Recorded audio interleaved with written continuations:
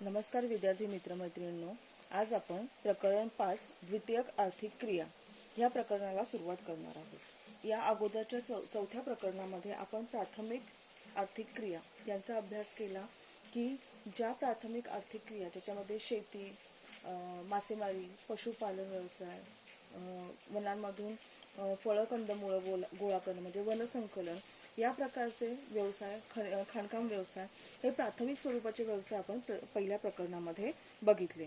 आता ह्याच प्राथमिक व्यवसायामधून जो विविध प्रकारचा कच्चा माल आपल्याला मिळतो, आता हा काही कच्चा माल जो आहे तो जसा तसा आपल्याला वापरता येत नाही। उदाहरणार्थ खाणकाम व्यवसायामधून मिळणारं खनिज हे जसं तसं आपल्याला शुद्ध स्वरूपामध्ये मिळत नाही, ते अशुद्ध स्वरूपामध्ये असतं। त्याचप्रमाणे एकाच ठिकाणी वेगवेगळ्या प्रकारचे खनिज एकत्रितरित्या आढळतात, त्यांचं विलगीकरण करणं आवश्यक असतं।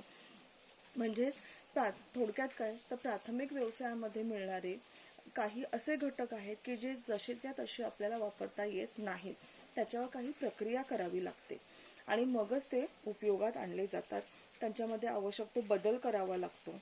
मग असे जे व्यवसाय आहेत ते असे व्यवसाय द्वितीयक आर्थिक क्रिया म्हणून ओळखले जातात। इथे व्याख्या सांगितलेली आहे, संज्ञा सांगितलेली आहे की कच्च्या मालावर प्रक्रिया करून नवीन माल उत्पादन करणाऱ्या व्यवसायांना द्वितीयक व्यवसाय असं म्हणतात। आता उदाहरणार्थ घ्यायचं झालं तर कापसापासून कापड तयार करणं, शेतीमध्ये प्राथमिक आर्थिक क्रियेमध्ये कापूस निर्माण केला जातो, पण कापूस हा आपण जसा तसा वापरू शकत नाही, त्याच्यापासून दोरा निर्माण करणं आणि दोऱ्यापासून कापड निर्मिती हे व्यवसाय जे आहेत ते द्वितीयक आर्थिक क्रियेमध्ये समाविष्ट होतात। तसंच लोह खनिजांचं उदाहरण दिलेलं आहे की लोह खनिज हे मिश्र स्वरूपामध्ये असतात, मग त्याच्यामधून लोह आणि पोलादाची निर्मिती करणं आवश्यक असतं। कच्च्या मालावरील प्रक्रियेमुळे मूळ वस्तूच्या गुणधर्मामध्ये जो फरक पडतो त्याच्यामुळे आपण ती वस्तू अधिक चांगल्या प्रकारे वापरू शकतो। मग द्वितीयक आर्थिक क्रियेमध्ये काय होतं तर जो मूळ कच्चा माल असतो त्याच्यावर प्रक्रिया होते, त्यामुळे वस्तूचा गुणधर्म बदलतो, तिची उपयुक्तता वाढते आणि उपयुक्तता वाढते त्यामुळे तिची साहजिकच आहे किंमत देखील वाढते।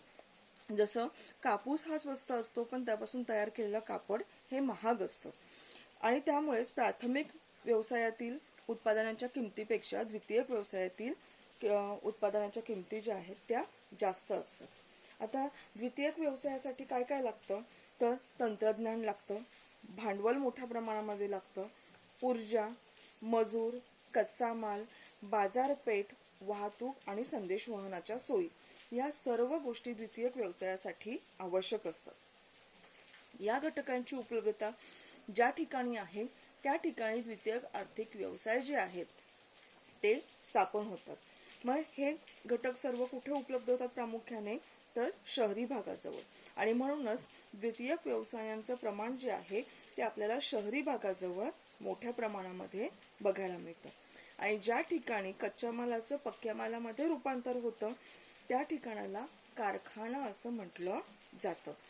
आता आपल्याला प्रत्यक्ष उद्योगधंद्यांच्या स्थानिकीकरणावर परिणाम करणारे म्हणजेच द्वितीयक आर्थिक क्रियेवर आर्थिक क्रियाच्या स्थानिकीकरणावर परिणाम करणारे घटक अभ्यासायचे आहेत। आता द्वितीयक आर्थिक क्रियांवर किंवा त्यांच्या स्थानिकीकरणावर परिणाम करणारे प्रमुख 4 घटक आहेत।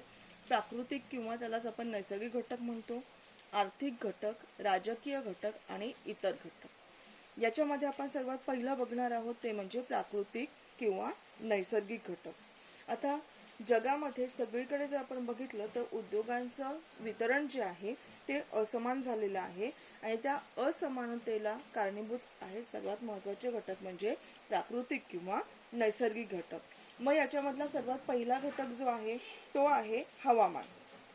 आता हवामान जे आहे हे हवामान उद्योगधंद्यांना काही उद्योगधंद्यांना विशिष्ट प्रकारचंच हवामान आवश्यक असतं आणि त्या उद्योगधंद्याच्या स्थानिकीकरणाला जर प्रतिकूल हवामान असेल तर त्या ठिकाणी उद्योगधंदे स्थापन होत नाहीत। उदाहरणार्थ अतिशय उष्ण हवामान असेल त्या ठिकाणी, दमट किंवा कोरडं हवामान किंवा अतिशीत हवामान असेल तर त्या ठिकाणी औद्योगिक विकास होण्याची शक्यता नसते। आता उदाहरण घ्यायचं झालं तर भारताच्या अति उत्तरेकडचा जो प्रदेश आहे तो अतिशीत हवामानाचा प्रदेश आहे. तसंच वायव्य भागात मध्ये म्हणजे राजस्थानचा प्रदेश जर आपण बघितला तर त्या ठिकाणी उष्ण आणि कोरडं हवामान आहे.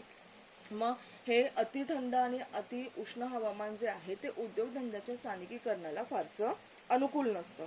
तसंच हवामानाचा प्रभाव जो आहे तो उत्पादनातील कच्च्या मालावर सुद्धा होतो. उदाहरणार्थ कापूस, ऊस, दूध, लोकर, फळं हे घटक जे आहेत याच्यामध्ये जर आपण बघितलं तर सुती कापड उद्योगधंदा जो आहे याच्यामध्ये लांब आणि अखंड धागा जर पाहिजे असेल तर निर्माण करायचा असेल तर त्यासाठी आर्द्र आणि दमट हवामानाची गरज लागते. तर याउलट सिमेंट उद्योग जो आहे त्याला कोरडं हवामान आवश्यक असतं.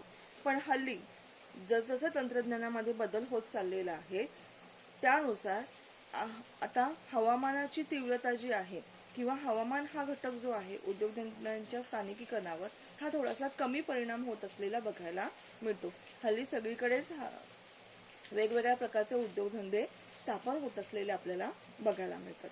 नंतर दुसरा घटक आहे तो म्हणजे कच्च्या मालाची उपलब्धता. म्हणजेच कच्चा माल जो आहे त्याचं स्वरूप कसं आहे त्यानुसार सुद्धा आपल्याला त्या ठिकाणी उद्योगांचं स्थानिकीकरण होत असलेलं बघायला मिळतं. उदाहरणार्थ एक अशुद्ध प्रकारचा कच्चा माल असतो की जो अंतिम प्रक्रियेमध्ये म्हणजे एखाद्या कच्च्या मालावर प्रक्रिया होत असताना त्याच्या शेवटच्या प्रक्रियेमध्ये त्याचं वजन घटतं. दुसरा प्रकार आहे तो म्हणजे शुद्ध स्वरूपाचा की अंतिम प्रक्रियेमध्ये वजन न घटणारा कच्चा माल असतो. आणि तिसरा आहे नाशवंत कच्चा माल. आता नाशवंत कच्च्या मालामध्ये प्रामुख्याने दूध, फळं, भाजीपाला यांचा समावेश होतो. उद्योगांसाठी लागणारा जो कच्चा माल आहे प्रामुख्याने शेती, खाणकाम, वनांमधून आणि मासेमारीमधूनच हा कच्चा माल मिळवला जातो. म्हणजेच प्राथमिक आर्थिक क्रियांमधून द्वितीयक आर्थिक क्रियांसाठी लागणारा कच्चा माल जो आहे तो मिळवला जातो. आणि त्यामुळे उद्योगाची स्थाननिश्चिती जी आहे ती निसर्गामधून उपलब्ध होणारा जो कच्चा माल आहे त्याच्या स्वरूपावर अवलंबून असते. सर्वसाधारणपणे वजन घटणारा आणि नाशवंत वस्तूचा कच्चा माल जो आहे तो प्रामुख्याने त्यांच्या स्रोताजवळ म्हणजे जिथे आता प्रामुख्याने आपण बघितलं तर ऊसाचे मळे जे आहेत त्या ऊसाच्या मळ्यांच्या आजूबाजूच्या प्रदेशांमध्ये आपल्याला साखर निर्माण करणारा कारखाना बघायला मिळतो. याच्या मागचं कारण काय आहे तर ऊसाच्या मळीपासून साखर तयार होते हे आपल्या सगळ्यांना माहिती आहे. आणि ऊस हा असा घटक आहे की जो तोडला की त्याचं वजन घटायला सुरुवात होते. ऊसाची तोडणी झाली की त्याच्यामधलं शर्करेचं प्रमाण जे आहे ते हळूहळू कमी होत जातं. ऊस तोडल्यानंतर तो 24 तासाच्या आत कारखान्यामध्ये गाळणं आवश्यक असतं. आणि ऊसाच्या वजनापैकी 10% वजनाचंच साखरेमध्ये रूपांतर होतं. आणि त्यामुळे आपल्याला ऊसाच्या मळ्याच्या आजूबाजूच्या प्रदेशांमध्ये साखर कारखाने निर्माण झालेले बघायला मिळतात. तसंच ऊसाची वाहतूक जी आहे ती सुद्धा इतर वाहतुकींपेक्षा जास्त खर्चाची असते. कारण ऊस सोडल्यानंतर त्याचं वजन जास्त असतं, विस्तार जास्त असतो. त्यामुळे ऊसाच्या शेतीच्या किंवा ऊसाच्या मळ्याच्या आजूबाजूच्याच प्रदेशांमध्ये साखर निर्माण करणारे कारखाने आपल्याला बघायला मिळतात. तसंच बेकरी किंवा दुधावर प्रक्रिया करणारे कारखाने जे आहेत ते सुद्धा आपल्याला या ज्या ठिकाणी पशुपालन व्यवसाय चालतो त्याच्या आजूबाजूच्या प्रदेशांमध्ये बघायला मिळतात. पण काही घटक असे आहेत की ज्यांचं अंतिम प्रक्रियेमध्ये वजन न घटणारा शुद्ध स्वरूपाचा कच्चा माल असतो. उदाहरणार्थ कापड आहे की कापूस आपण कितीही लांब वाहून नेला तरी त्याच्या वजनामध्ये कुठल्याही स्वरूपाचा बदल होत नाही. त्यामुळे असे उद्योग जे आहेत म्हणजे कापड निर्माण करणारे उद्योग जे आहेत ते बाजारपेठेजवळ निर्माण झालेले आपल्याला बघायला मिळतात. नंतर तिसरा घटक आहे तो म्हणजे पाणी किंवा पाणी पुरवठा. आता साहजिकच आहे बरेचसे उद्योग असे आहेत की ज्यांना मुबलक पाण्याची आवश्यकता असते. वस्तू निर्माण प्रक्रियेमध्ये स्वच्छ पाणी मोठ्या प्रमाणामध्ये वापरलं जातं. काही खनिज जी आहेत ती शुद्धीकरण प्रक्रियेमध्ये खनिजांच्या शुद्धीकरण प्रक्रियेमध्ये त्यांचं उत्पादन निर्माण करताना किंवा रसायन उद्योगांमध्ये जलशुद्धीकरण कारखान्यांमध्ये किंवा जलविद्युत कारखान्यांमध्ये औष्णिक वीज निर्मिती कारखान्यांमध्ये पाण्याची मुबलक आवश्यकता असते. आणि त्यामुळे हे उद्योग जे आहेत ते ज्या ठिकाणी पाण्याची उपलब्धता मोठ्या प्रमाणामध्ये असते त्या ठिकाणी हे उद्योगधंदे स्थापन झालेले आपल्याला बघायला मिळतात. नंतर पुढचा घटक, चौथा घटक आहे तो म्हणजे जागा किंवा पाण्याची उपलब्धता. साहजिकच आहे, उद्योगधंदे स्थापन करताना जमीन ही अतिशय महत्त्वाची ठरते, कारण सपाट जमीन किंवा मैदानी प्रदेश हा उद्योगांच्या स्थानिकीकरणाला किंवा उद्योगांच्या उभारणीसाठी अतिशय महत्त्वाचा मानला गेलेला आहे. मग प्रामुख्याने पर्वतीय प्रदेश किंवा उंच सखल भूप्रदेशांच्या ठिकाणी आपल्याला कारखाने निर्माण झालेले बघायला मिळत नाहीत. कच्चा माल आणि पक्क्या मालाची ने-आण करण्यासाठी किंवा यंत्रसामुग्रीची वाहतूक करण्यासाठी सपाट जमीन आवश्यक असते. बहुतेक उद्योगधंदे जे आहेत ते ज्या ठिकाणी मानवी वसाहती स्थापन झाल्या आहेत त्यांच्या जवळपासच्या प्रदेशांमध्ये किंवा शेती उत्पादक क्षेत्रापासून दूर स्थापन केले जातात. कारण उद्योगधंद्यांमधून होणारं प्रदूषण जे आहे त्याचा परिणाम मानवावर किंवा शेतीवर होऊ नये या उद्देशाने उद्योगधंदे जे आहेत किंवा कारखाने जे आहेत ते मानवी वसाहती आणि शेतीपासून लांब बांधले जातात किंवा निर्माण केले जातात. जगामध्ये उद्योगधंद्यांची जी क्षेत्र आहेत ती प्रामुख्याने मैदानी प्रदेशांमध्ये स्थापन झालेली आपल्याला बघायला मिळतात. नंतर दुसरा मुख्य घटक आहे तो म्हणजे आर्थिक घटक. आर्थिक घटकामधला सर्वात पहिला घटक आहे तो म्हणजे बाजारपेठ सानिध्य. बाजारपेठ सानिध्य म्हणजे काय, तर एखादा उद्योगधंदा जो आहे त्याचं स्थानिकीकरण जे आहे ते बाजारपेठेच्या जवळपासच्या प्रदेशांमध्ये होतं. कारखान्यात तयार झालेला जो पक्का माल आहे तो ग्राहकांना लवकरात लवकर उपलब्ध करून देण्यासाठी बाजारपेठ ही अतिशय आवश्यक असते किंवा महत्त्वाची असते. आणि त्यामुळेच जो वाहतूक खर्च आहे तो खर्च कमी येण्यासाठी बरेच कारखाने हे बाजारपेठेच्या जवळ निर्माण होतात आणि त्यामुळे वस्तूची किंमत कमी होते, कारण वाहतूक खर्च जो आहे तो या ठिकाणी कमी होतो आणि ग्राहकांना स्वस्त दरामध्ये वस्तू उपलब्ध होते. तसंच नाशवंत आणि अवजड वस्तू सुद्धा बाजारपेठेत जवळच निर्माण होतात. उदाहरणार्थ वाहन उद्योग आहे, काच उद्योग आहे, अन्न प्रक्रिया उद्योग आहे की यांसाठी जवळची बाजारपेठ उपयुक्त ठरते. नाशवंत स्वरूपाचा जो पक्का माल आहे तो देखील बाजारपेठेजवळच उपलब्ध होतो. उदाहरणार्थ बेकरी जी आहे ती बाजारपेठेजवळच, बेकरी व्यवसाय जो आहे तो बाजारपेठेजवळच होत असलेला आपल्याला बघायला मिळतो. नंतर दुसरे आहे ते म्हणजे भांडवल. भांडवल जे आहे, कुठलाही उद्योग उभारण्यासाठी भांडवलाची आवश्यकता अतिशय महत्त्वाची असते. कारण कुठलाही उद्योगधंदा निर्माण करताना किंवा कारखाना निर्माण करण्यासाठी जमीन आवश्यक असते, कारखान्यासाठी लागणारी यंत्रसामग्री आवश्यक असते, कच्चा माल, कामगारांचा पगार, व्यवस्थापन, वस्तूंची जाहिरात करावी लागते. या सर्वांसाठी मोठ्या प्रमाणामध्ये भांडवल आवश्यक असतं. मोठ्या शहरामध्ये आर्थिक प्रक्रिया करण्यासाठी बँका किंवा विमा कंपन्या, पतपेढ्या, शेअर बाजार, परकीय चलन या सर्वांमार्फत शहरी भागामध्ये भांडवल उपलब्ध मोठ्या प्रमाणामध्ये होतं. म्हणून भांडवल सहज उपलब्ध होतं म्हणून बरेचसे कारखाने जे आहेत ते शहरी भागामध्ये निर्माण होतात. मग आपल्याजवळ उदाहरण आहे मुंबई, कोलकाता, चेन्नई, दिल्ली ही औद्योगिक क्षेत्र जी आहेत त्या ठिकाणी या शहरांमध्ये उत्तम प्रकारची बँकिंग आणि आर्थिक सुविधा आहे आणि त्यामुळे बरेचसे उद्योगधंदे हे शहरी भागामध्ये स्थापन झालेले आपल्याला बघायला मिळतात. आत्ताची सध्याची जर परिस्थिती बघितली तर ग्रामीण भागामध्ये सुद्धा चांगल्या बँकिंग सुविधा असतात, पतसंस्था असतात की त्यामुळे सुद्धा आता बरेचसे कारखानदार जे आहेत ते ग्रामीण भागामध्ये सुद्धा स्वतःचा उद्योगधंदा स्थापन करण्यासाठी प्रोत्साहित असतात.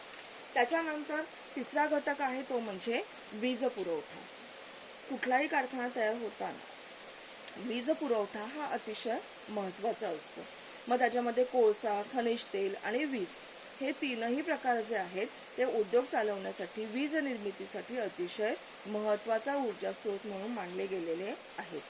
याच्यामध्ये कोळसा हा जड आणि अवजड आहे, त्यामुळे खाण क्षेत्राजवळ कोळशाच्या खाणी ज्या ठिकाणी आहेत त्याच्या कोळशावर आधारित जे उद्योगधंदे आहेत ते त्या खाणींच्या आजूबाजूच्या प्रदेशामध्येच स्थापन झालेले बघायला मिळतात.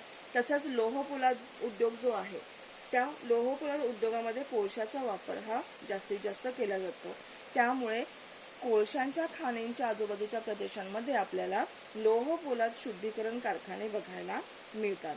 उदाहरणार्थ भारतातलं दुर्गापूर हे लोहपोलाद निर्मितीचं केंद्र आहे आणि ओडिसामध्ये ॲल्युमिनियम उत्पादन केंद्र कोळसा क्षेत्रामध्ये आहे. या उलट काही लांब अंतरावरून तारा आणि नळ मार्गाद्वारे वीज आणि खनिज तेल, तारांद्वारे वीज आणि नळ मार्गाद्वारे खनिज तेलाचा पुरवठा केला जाऊ शकतो.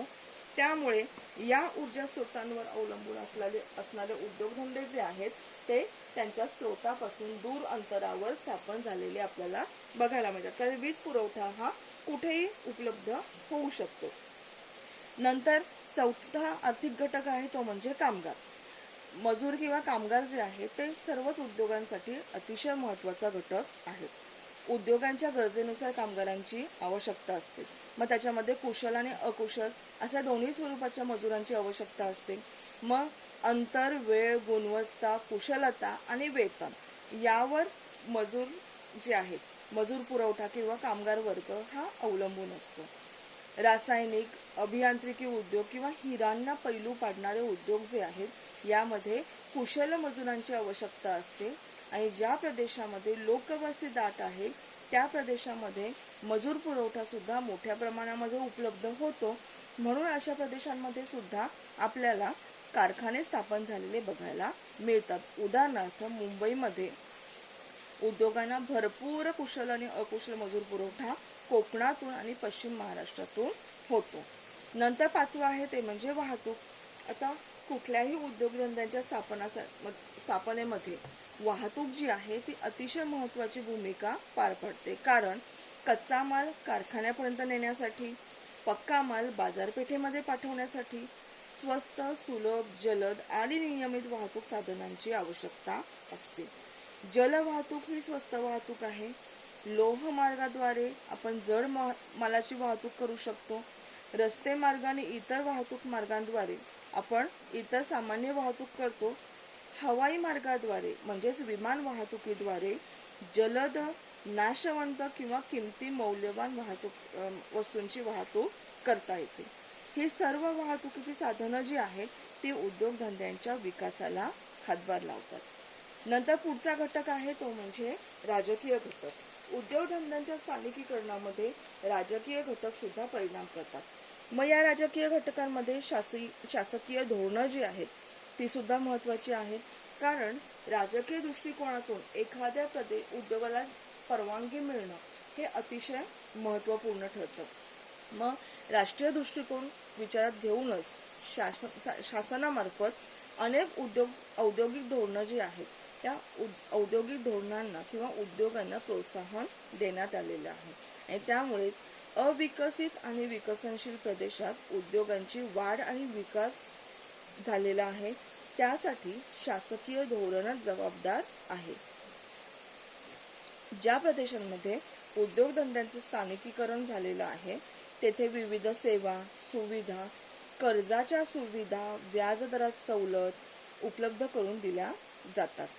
आता उदाहरण द्यायचं झालं तर वीज दरात सुविधा, कमी व्याजाने भांडवल देणं एखाद्या उद्योगधंद्याला, वाहतूक आणि संदेश वहनाच्या सुविधा निर्माण करणं, जर पक्के रस्ते नसतील तर पक्क्या रस्त्यांची निर्मिती करणं, उद्योग उभारणीसाठी जमीन उपलब्ध करून देणं, कर विषयक सुविधा, पाणी पुरवठा हे सर्व शासकीय धोरणांमध्ये येतं.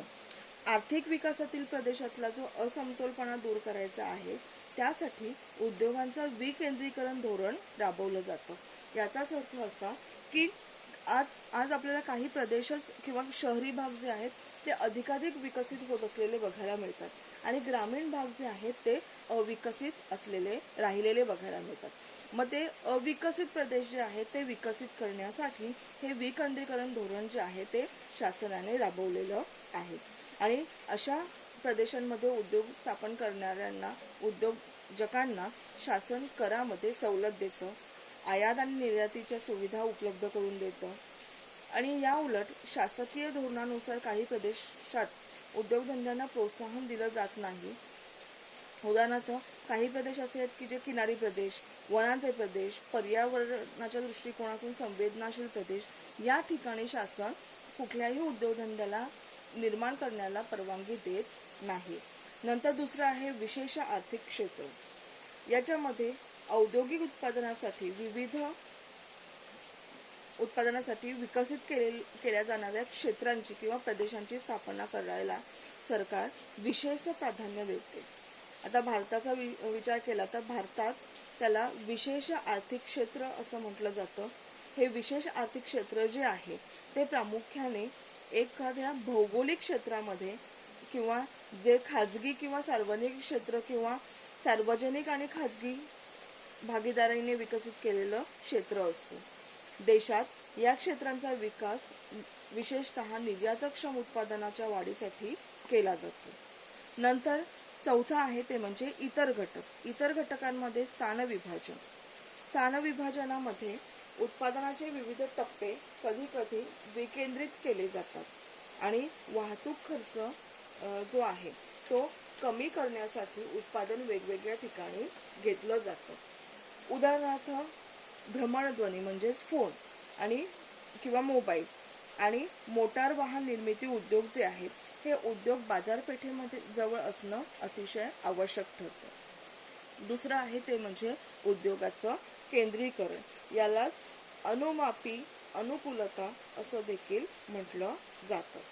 आता उद्योगांचं केंद्रीकरण जे आहे याच्यामध्ये सुविधांच्या उपलब्धतेमुळे एखाद्या प्रदेशात उद्योग स्थापन होतो आणि या प्रदेशातील सुविधांचा वापर करण्याची संधी लक्षात घेऊन या प्रदेशात कालांतराने इतर उद्योगधंदे सुद्धा स्थापन केले जातात आणि त्यामुळे या प्रदेशामध्ये इतर उद्योगांचं म्हणजे मुख्य उद्योग आणि त्याला अनुसरून निर्माण झालेले इतर उद्योग या उद्योगांचं केंद्रीकरण त्या प्रदेशांमध्ये होतं आणि अशा औद्योगिक प्रदेशामध्ये एकमेकांना पूरक असे उद्योगधंदे स्थापन झालेले आढळतात.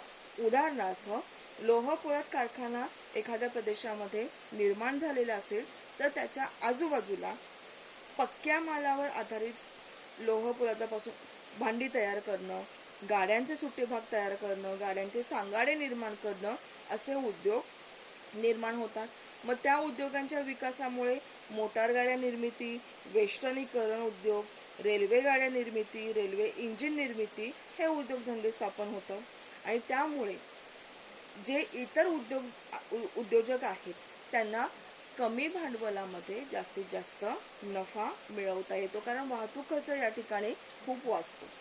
मग यावरून काय लक्षात येतं आपल्याला तर एखाद्या मोठ्या उद्योगावर आधारित त्यावर अवलंबून असणारे आणि या उद्योगाच्या सानिध्यावर अवलंबून असणारे पूरक किंवा सहाय्यक असे इतर अनेक उद्योग अशा केंद्रांकडे आकर्षित होतात.